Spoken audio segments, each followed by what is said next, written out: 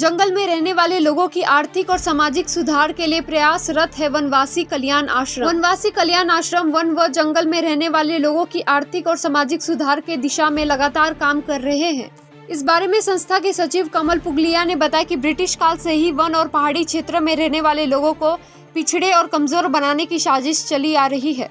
उन्होंने कहा है कि उनका संगठन इस क्षेत्र के लोगों को जागरूक करने और उनके सार्विक विकास को लेकर लगातार प्रयास कर रहा है। तो हमारे कार्य से सकारात्मक परिवर्तन आ रहा है। समय लगेगा क्योंकि ये परिवर्तन एक साथ हो जाएगा ऐसा नहीं है।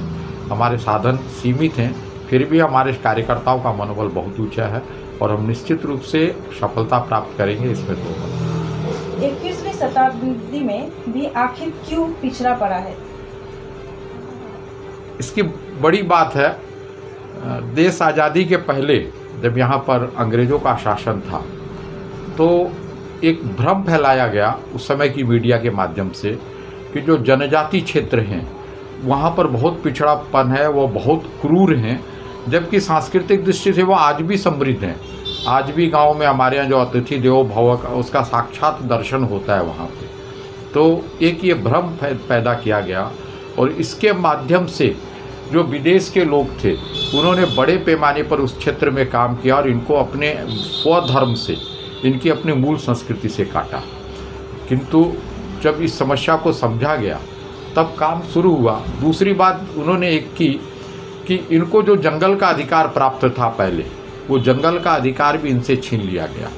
तो अब ये शहर में रहते नहीं, जंगलों में रहते, उसके आधार पर जीवन यापन करते थे और वो भी अधिकार जब छीन लिया गया तो इनके सामने जीवन की समस्या आई। और इसके कारण आप देखेंगे कि जनजाति समाज के लोग बराबर अंग्रेज़ों से संघर्ष किए।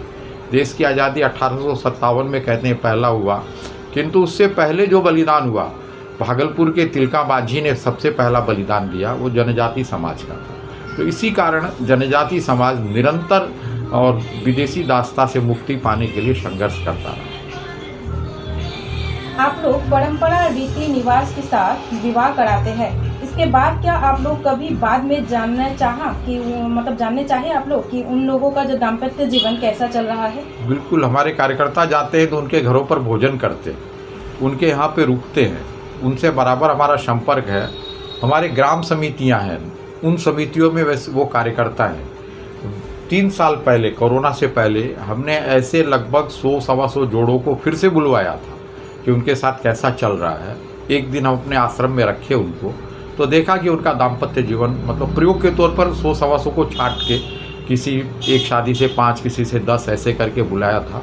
तो उनका दाम्पत्य जीवन अच्छा चल रहा है, सारे बड़े खुश हैं कि ये हुआ है। आप भी आइए इस कार्यक्रम में, आपको अनुभव आएगा इस कार्यक्रम को देखने के बाद कि उनके यहाँ ये जो शादी का कार्यक्रम है उनको साल आप लोगों का सामूहिक ब्याह 13वां साल होने जा रहे हैं, तो क्या खास है इसमें? 13वां साल नहीं है, 13वीं बार है।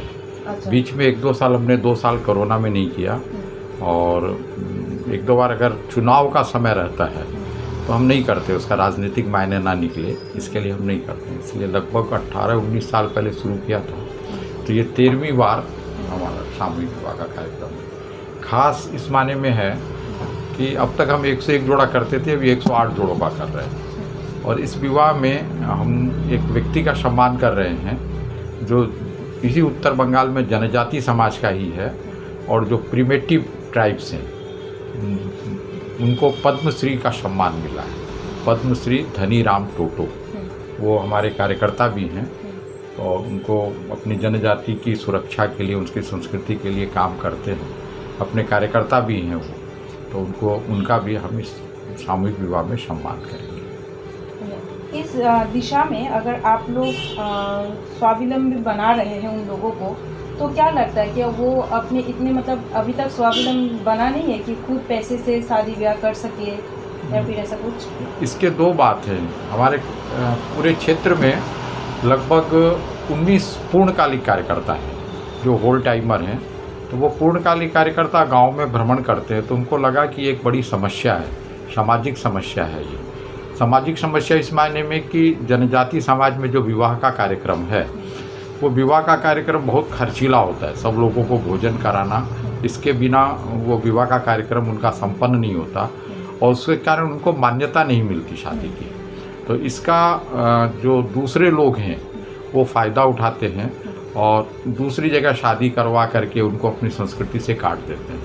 ये एक बड़ी समस्या लगी। तो मूल रूप से हमारा कार्य करने का उद्देश्य वो है, स्वावलंबी तो उनके